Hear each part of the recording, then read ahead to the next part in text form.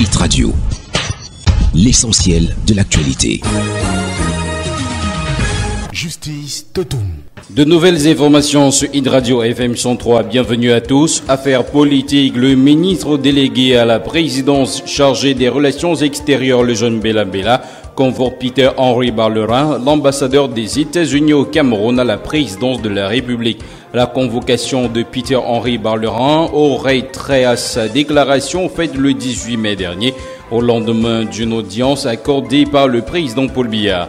L'ambassadeur américain avait déclaré avoir suggéré au président camerounais de réfléchir à son héritage et à comment il souhaite que l'on se souvienne de lui dans les livres de l'histoire. La chancellerie américaine, quant à elle, n'a pas laissé filtrer la moindre information relative à cette convocation de son ambassadeur. Il faut noter que la sortie de l'ambassadeur américain continue de susciter le mécontentement de plusieurs politiciens camerounais, la société civile et même les religieux.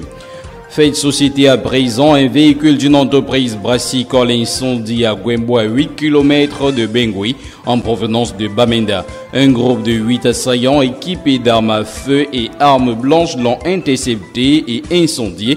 L'intervention du bataillon d'intervention rapide est arrivée lorsque les criminels avaient pris la fuite vers Alaboukan, un quartier périphérique de Bamenda. Sport football, Oyongo Bitolo de retour chez les Lions indomptables. Le défenseur camerounais fait partie des 23 joueurs convoqués pour le match amical du 27 mai prochain contre le Burkina Faso.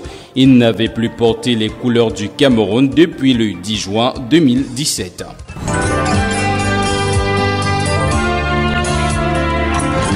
L'actualité internationale. Vous êtes à l'écoute du flash d'information sur Hit Radio. En Allemagne, la première interdiction de circulation de véhicules diesel entrera en vigueur le 31 mai prochain dans le centre de Hambourg. Les voitures concernées sont toutes celles qui ne respectent pas la norme Euro 6, c'est-à-dire celle antérieure à 2015. Les interdictions concernent deux tronçons de 1600 mètres et 580 mètres, les axes les plus pollués de la ville. Des panneaux ont d'ores et déjà été installés avec des exceptions pour les résidents, voitures de livraison ou ambulances. Corée du Nord, les préparatifs sont en cours pour le démantèlement du principal site d'essai nucléaire.